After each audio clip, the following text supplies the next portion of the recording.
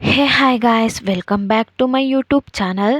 Videos ಕಮ್ಮಿ ಆಗ್ತಿದೆ, ಹಾಗೆ ವ್ಯೂಸು ಕಮ್ಮಿ ಆಗ್ತಿದೆ. ಇನ್ಮೇಲೆ ಆಗ ರೀತಿ ಆಗಲ್ಲ ಅನ್ನೋವಾಗಲೇ ಏನಾದರೂ ಒಂದು ಪ್ರಾಬ್ಲಮ್ ಬಂದಿರತ್ತೆ, ವೀಡಿಯೋಸ್ ಹಾಕಲ್ಲ.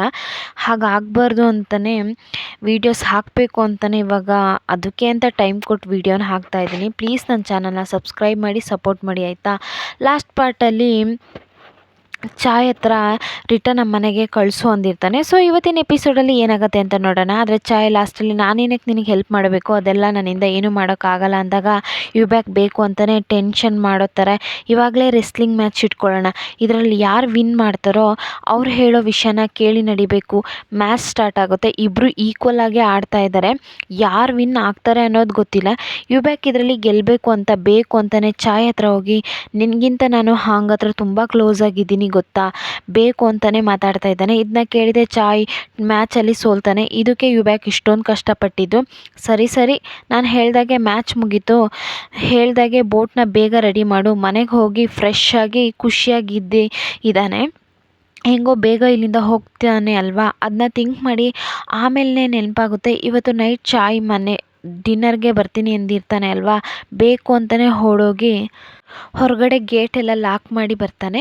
ಚಾಯ್ಗೆ ಗಾಂಡ್ ಏರಿಸ್ಬೇಕು ಅಂತ ಇವನು ಪಾಡಿಗೆ ಬಂದು ಮಲ್ಕೋತಾ ಇದ್ದಾನೆ. ಇವನು ಚೆನ್ನಾಗಿ ನಿದ್ದೆ ಮಾಡ್ತಾ ಇರುವಾಗ ಹೊರಗಡೆ ಯಾರೋ ಗೇಟ್ ಓಪನ್ ಮಾಡೋ ಸೌಂಡ್ ಕೇಳ್ತಾ ಇದೆ. ಚಾಯ್ನೇ ಒಳಗಡೆ ಬಂದಿದ್ದಾನೆ. ಅದಲ್ಲದೆ ಹಾಂಗ್ ಜೊತೆನೇ ಕೂತ್ಕೊಂಡು ಮಾತಾಡ್ತಾ ಇದ್ದಾನೆ. ಹಾಂಗಾಗಿ ಗಿಫ್ಟ್ನೆಲ್ಲ ತೊಗೊಬಂದಿದ್ದಾನೆ, ತುಂಬ ಮೇಕಪ್ ಪ್ರಾಡಕ್ಟ್ನೆಲ್ಲನೂ ತಂದಿದ್ದಾನೆ. ಮಾತಾಡಿ ಮುಗಿಸಿ ಇಬ್ಬರು ಇನ್ನೂ ಚಿಕ್ಕ ಮಕ್ಕಳು ಥರ ಜಗಳ ಆಡ್ತಾ ಇದ್ದಾರೆ. ಪಾಪ ಯುಬ್ಯಾಕಿಂದ ಕೇಳೋಕ್ಕಾಗ್ತಾ ಇಲ್ಲ.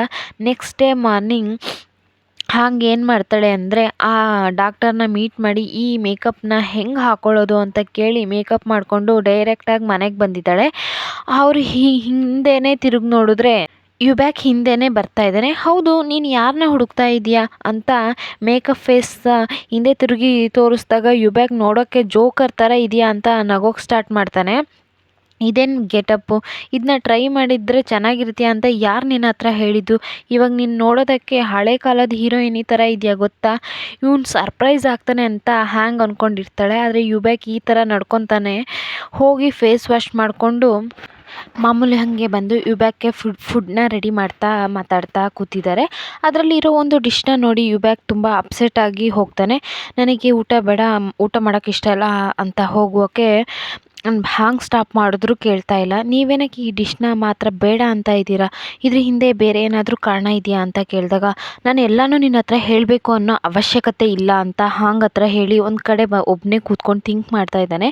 ಇವನು ಆ್ಯಕ್ಟಿಂಗ್ ಸ್ಟಾರ್ಟ್ ಮಾಡಿದ್ದು ಹೊಸದರಲ್ಲಿ ಒಂದು ಪ್ರಾಬ್ಲಮ್ ಆಗಿ ಹಾಸ್ಪಿಟಲಲ್ಲಿ ಅಡ್ಮಿಂಟ್ ಆಗಿರ್ತಾನೆ. ಇವಾಗ ಒಂದು ಫುಡ್ನ ನೋಡಿ ಅಪ್ಸೆಟ್ ಆದ್ನಲ್ಲ, ಅದೇ ಫುಡ್ನೇ ಇವ್ರ ಅಮ್ಮ ರೆಡಿ ಮಾಡಿ ತೊಗೊಬಂದಿರ್ತಾರೆ.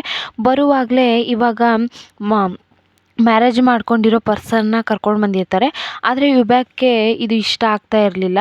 ಒಳಗಡೆ ಬಂದಿದೆ ಇವನ ಹತ್ರ ತುಂಬ ಕ್ಯಾರಿಂಗಲ್ಲಿ ಮಾತಾಡ್ತಾ ಇದ್ದಾರೆ. ಅವ್ರು ಹೊರಗಡೆ ಹೋದ್ಮೇಲೆ ವಿಷಯ ಗೊತ್ತಾಗೋದು. ಡೈರೆಕ್ಟಾಗಿ ಮ್ಯಾನೇಜರ್ ಹತ್ರ ಹೋಗಿ ಯುಬ್ಯಾಕ್ ಈ ಆ್ಯಕ್ಟಿಂಗ್ ಫೀಲ್ಡಲ್ಲೇ ಇರಬೇಕು, ಈ ವಿಷಯ ಬಿಡಲೇಬಾರ್ದು, ಯಾಕೆ ಅಂದರೆ ಅವ್ನ ನೇಮಲ್ಲಿ ತುಂಬ ಮನಿನ ಇನ್ವೆಸ್ಟ್ ಮಾಡಿಬಿಟ್ಟಿದ್ದೀನಿ, ಅದೆಲ್ಲ ರಿಟರ್ನ್ ಬರಲೇಬೇಕು. ಇವ್ರ ಮಗನ ಬಗ್ಗೆ ಏನು ಚಿಂತೆ ಇಲ್ಲ, ಅವನು ಲಾಸ್ಟ್ವರೆಗೂ ಆ್ಯಕ್ಟಿಂಗ್ ಫೀಲ್ಡಲ್ಲೇ ಇದ್ದರೆ ಇವರಿಗೆ ಬೇಕಾದಷ್ಟು ಹಣ ಸಿಗುತ್ತೆ ಅಷ್ಟೇ. ಈ ಥರ ಮ್ಯಾನೇಜ್ ಹತ್ರ ಮಾತಾಡೋದನ್ನ ಎಲ್ಲನೂ ಯುಬ್ಯಾಕ್ ಕೇಳಿಸ್ಕೊಂಡಿರ್ತಾನೆ. ಅವ್ರ ಹತ್ರ ಕೋಪದಲ್ಲಿ ಹಿಗ್ಗಾಮುಗ್ಗಾ ಕೂಗಾಡೋಕ್ಕೆ ಸ್ಟಾರ್ಟ್ ಮಾಡ್ತಾನೆ. ನಿಮಗೆ ಬೇಕಾಗಿರೋದು ಹಣ ತಾನೇ, ನನ್ನ ಮುಂದೆ ಸುಮ್ಮನೆ ಪ್ರೀತಿ ಇರೋ ಥರ ನಾಟಕ ಮಾಡ್ತೀರಾ, ನೀವು ಇನ್ಮೇಲೆ ನನ್ನ ಮೇಲೆ ಕ್ಯಾರಿಂಗ್ ಆಗಿ ಇರೋ ಥರ ಏನೂ ಮಾಡೋದು ಬೇಡ ಅಂತ ಮಾತಾಡಿದ್ಮೇಲೆ ಅಲ್ಲಿನ ಫುಡ್ನೆಲ್ಲ ಕೋಪದಲ್ಲಿ ಎಸ್ತಿರ್ತಾನೆ.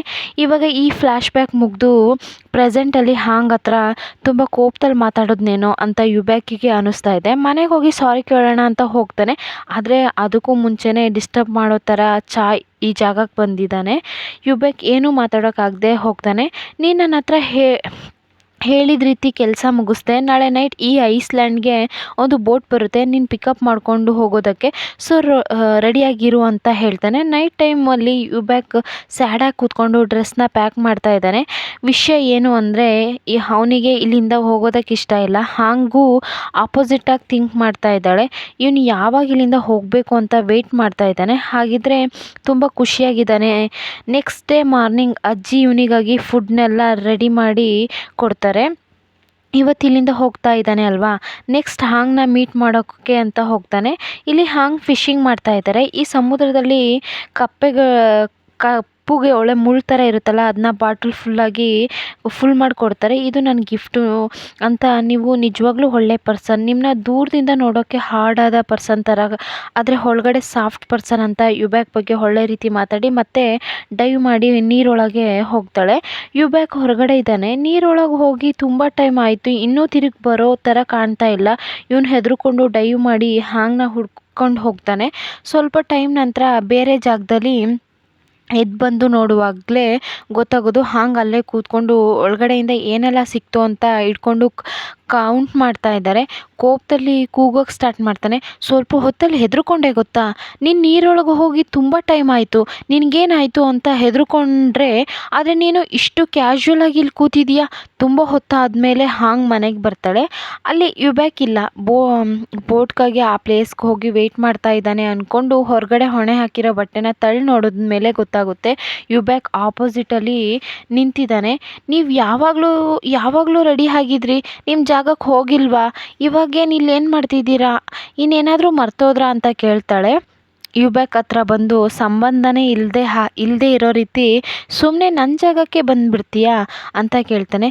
ನೀವೇನು ಮಾತಾಡ್ತಾ ಇದ್ದೀರಾ, ನನಗೇನೂ ಅರ್ಥ ಆಗ್ತಾ ಇಲ್ಲ ಅಂತ ಹಾಂಗೆ ಕೇಳಿದಾಗ, ಇವಾಗ ನಾನು ಹೇಳೋದನ್ನ ಹಾಗೆ ಮಾಡು ಅಂತ ಹಾಂಗ್ ಕೈನ ಕೇಳಿ ಅವಳ ಬಾಯಿನೇ ಮುಚ್ಚೋಕ್ಕೆ ಹೇಳ್ತಾನೆ. ನೀನು ಬೇಡದೇ ಇರೋ ಕ್ವಶನ್ ಕೇಳಬೇಡ, ನಿನಗೆ ಈ ವಿಷಯ ಇಷ್ಟ ಆಗಿಲ್ಲ ಅಂದರೆ ಬಿಟ್ಬಿಡು ಅಂತಾನೆ. ಇಷ್ಟು ದಿನ ನಿಮ್ಮ ಮನೇಲಿ ಸ್ಟೇ ಮಾಡಿದ್ದೆ, ನೀನು ನನ್ನ ಚೆನ್ನಾಗೇ ನೋಡಿಕೊಂಡೆ, ಹಾಗೆ ಹೆಲ್ಪ್ ಮಾಡಿದೆ ಅಲ್ವಾ, ಅದೇ ಥರ ನಾನು ಬದಲಿಗೆ ಕೇಳಿದೆ ಅಂತ ಸಂಭಾಳಿಸ್ತಾನೆ. ಯಾವಾಗಿನಂತೆ ಒಳಗಡೆ ಹೋಗಿ ಅವ್ನು ಕೆಲಸ ಮಾಡ್ತಾ ಇದ್ದಾನೆ, ಅದೇ ಸುಮ್ಮನೆ ಕೂತ್ಕೊಂಡಿರೋ ಕೆಲಸನೇ. ಇಲ್ಲಿ ಹಾಂಗ್ ಬಟ್ಟೆನೆಲ್ಲ ವಾಶ್ ಮಾಡ್ತಾ ಇದ್ದಾರೆ. ಇವನು ಹಾಂಗ್ನೇ ನೋಡ್ತಾ ಇದ್ದಾನೆ. ಹಾಂಗ್ ಯುಬ್ಯಾಕ್ನ ನೋಡಿ, ನೀವೇನಕ್ಕೆ ನಾನು ಈ ಥರ ನೋಡ್ತಾ ಇದ್ದೀರಾ, ಏನಾದರೂ ಹೇಳಬೇಕಾ ಅಂತ ಕೇಳ್ತಾಳೆ. ಅದೆಲ್ಲ ಏನಿಲ್ಲ, ಆ್ಯಕ್ಚುಲಿ ನಿನ್ನ ನೋಡಿಲ್ಲ, ಹಿಂದೆ ಇರೋ ವ್ಯೂನ ನೋಡ್ತಾ ಇದ್ದೀನಿ, ಅದೆಷ್ಟು ಸಖತ್ತಾಗಿದೆ, ಸ್ವಲ್ಪ ದೂರ ನಿಂತ್ಕೊ ಅಂತಾನೆ. ಇದೇ ಟೈಮ್ಗೆ ಚಾಯ್ ಅಲ್ಲಿಗೆ ಬರ್ತಾನೆ. ಅವನಿಗಾಗಿ ಹಾಂಗ್ ಏನೇನೋ ರೆಡಿ ಮಾಡಿ ಕೊಡ್ತಾರೆ. ಇಬ್ಬರು ಕೂತ್ಕೊಂಡು ಮಾತಾಡ್ಕೊಂಡು ತಿಂತಾ ಇದ್ದಾರೆ. ಯುಬ್ಯಾಕ್ ಆ ಫುಡ್ನ ತಿನ್ನೋಕೆ ಆಸೆ ಇದೆ. ಹಾಂಗ್ ನೀವು ಇದನ್ನ ಟ್ರೈ ಮಾಡ್ತೀರಾ ಅಂತ ಕೇಳಿದಾಗ, ನನಗೆ ಇದೆಲ್ಲ ಬೇಡ, ನೀನು ನನ್ನ ಬಗ್ಗೆ ಏನು ಅಂದ್ಕೊಂಡಿದ್ಯಾ, ನಾನು ನಿಮ್ಮ ಥರ ಸಿಂಪಲ್ ಆದ ಪರ್ಸನ್ನಾ ಅಲ್ಲ. ಫುಡ್ನ ತಿನ್ನೋಕೆ ಆಗ ಚಾಯ್ ಕೆಲವೊಂದು ಕ್ರಾಸ್ ಕ್ವಶನ್ ಕೇಳೋಕ್ಕೆ ಸ್ಟಾರ್ಟ್ ಮಾಡ್ತಾನೆ. ಇವತ್ತು ನೈಟು ಊರಿಗೆ ಹೋಗೋಕೆ ತಾನೇ ಪ್ಲ್ಯಾನ್ ಮಾಡಿದ್ದೆ, ಇವಾಗ ದಿಢೀರಂತ ಪ್ಲ್ಯಾನ್ ಯಾಕೆ ಚೇಂಜ್ ಮಾಡಿದ್ಯಾ, ಬದಲಿಗೆ ಯುಬ್ಯಾಕು ನೀನೇ ನನ್ನ ಬೆಸ್ಟ್ ಫ್ರೆಂಡ್ ಅಲ್ವಲ್ಲ, ನಾನು ಏನು ಥಿಂಕ್ ಮಾಡ್ತಾ ಇದ್ದೀನಿ ಅನ್ನೋದನ್ನ ನಿನ್ನ ಹತ್ರ ಹೇಳಬೇಕು ಅನ್ನೋದು ಏನಿಲ್ಲ.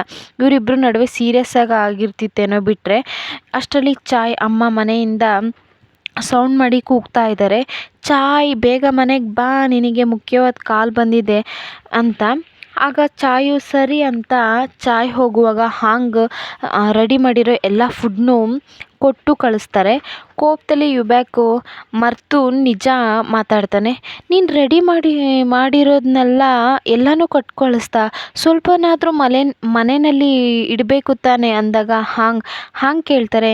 ಯಾಕೆ ಈಗ ಆ ಥರ ಹೇಳ್ತಾ ಇದ್ದೀರಾ, ನಿಮಗೆ ಇದೆಲ್ಲ ಇಷ್ಟ ಆಗಲ್ಲ ಅಂದ್ರಿ, ನೀವು ಆ ಫುಡ್ನ ತಿನ್ನೋ ಅಷ್ಟು ನಾರ್ಮಲ್ ಪರ್ಸನ್ ಅಲ್ಲ ಅಂದ್ರಲ್ಲ. ಹೌದು, ನಾನು ನಿನ್ನ ಹತ್ರ ಆ ಥರ ಅಲ್ಲ ಹೇಳಿದೆ ಅಲ್ವಾ, ನನಗೇನು ಆ ಫುಡ್ ಬೇಡ, ನಾನು ಸುಮ್ಮನೆ ನಿನ್ನ ಹತ್ರ ಹೇಳಿದೆ ಅಂತ ಅಲ್ಲಿಂದ ಹೋಗ್ತಾನೆ. ಇವಾಗ ಇಲ್ಲಿ ಫಾರ್ಮಿಂಗಲ್ಲಿ ಕೆಲಸ ಮಾಡೋರು ದಿಢೀರಂತ ಅವ್ರ ಪಕ್ಕದಲ್ಲಿ ಒಬ್ಬ ಪರ್ಸನ್ ಕಾಲನ್ನ ನೋಡಿದಾಗ ಹೆದ್ರುಕೋತಾರೆ. ಒಂದು ವೇಳೆ ಏನಾದರೂ ಡೆಡ್ ಬಾಡಿ ಆಗಿರುತ್ತೇನೋ ಅಂತ. ಆಮೇಲೆ ಗೊತ್ತಾಗುತ್ತೆ ಅದು ಬೇರೆ ಯಾರೂ ಅಲ್ಲ, ಈ ಊರಿನ ಹೆಡ್ ಅಂದರೆ ಚಾಯ್ನ ಅಪ್ಪ. ಯಾವಾಗಲೂ ನೋಡಿದರೆ ಡ್ರಿಂಕ್ ಮಾಡಿ ಇದೇ ಥರ ಅವ್ರ ಮನೇಲಿ ಬೆಡ್ ಮೇಲೆ ಮಲಗಿರೋ ಥರನೇ ನೆಲದ ಮೇಲೆ ಮಲ್ಕೊಂಡಿರ್ತಾರೆ. ಎದ್ದು ಅವ್ರ ಹತ್ರ ಎಲ್ಲ ಮಾತಾಡ್ತಾ ಇರುವಾಗ ಈ ಜಾಗಕ್ಕೆ ಹಾಂಗ್ ಬರ್ತಾರೆ. ಇವರು ಇಲ್ಲಿ ಕೆಲಸ ಮಾಡ್ತಿದ್ದಾರೆ ಅಲ್ವಾ, ಅವರಿಗೆ ಊಟ ಮಾಡೋಕ್ಕೆ ಅಂತಲೇ ಕೆಲವೊಂದು ಐಟಮ್ಸ್ನ ತಂದು ಕೊಟ್ಟು ಹೋಗ್ತಾರೆ.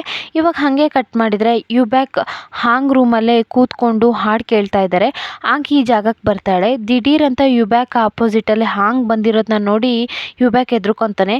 ನಾನು ನಿನ್ನ ಹತ್ರ ಹೇಳಿದೆ, ನಿನ್ನ ರೂಮ್ಗೆ ಬಂದಿದ್ದು ಅದು ತಪ್ಪು, ಅದು ನನಗೆ ಗೊತ್ತು, ಆದರೆ ಅದಕ್ಕೆ ಅಂತ ನಿನ್ನ ತಲೆನ ಹಸಿ ಹಿಡ್ಕೊಂಡು ರೂಮ್ ಒಳಗಡೆ ಬರಬಾರ್ದು ಗೊತ್ತಾ ಅಂದಾಗ, ಯಾಕೆ ನಾನು ಈ ಥರ ಬಂದರೆ ಏನು ಪ್ರಾಬ್ಲಮ್ ಅಂತ ಕೇಳ್ತಾರೆ. ಹಾಂಗ್ ಇಲ್ಲಿ ನೋಡು, ನಿನಗೆಲ್ಲನೂ ಡೀಟೇಲಾಗಿ ಹೇಳ್ತಾ ಇರೋಕ್ಕಾಗಲ್ಲ, ಈ ಥರ ವಿಷಯನ ನೋಡಿದ್ರೆ ಹುಡುಗರು ಈಸಿಯಾಗಿ ಇಂಪ್ರೆಸ್ ಆಗ್ತಾರೆ, ಇದ್ರ ಬಗ್ಗೆ ಎಲ್ಲ ಏನೂ ಗೊತ್ತಿಲ್ಲ ಅನಿಸುತ್ತೆ. ಸೊ ಇವತ್ತಿನ ಎಪಿಸೋಡ್ ಇಲ್ಲಿಗೆ ಮುಗಿಯುತ್ತೆ. ಇಷ್ಟ ಆದರೆ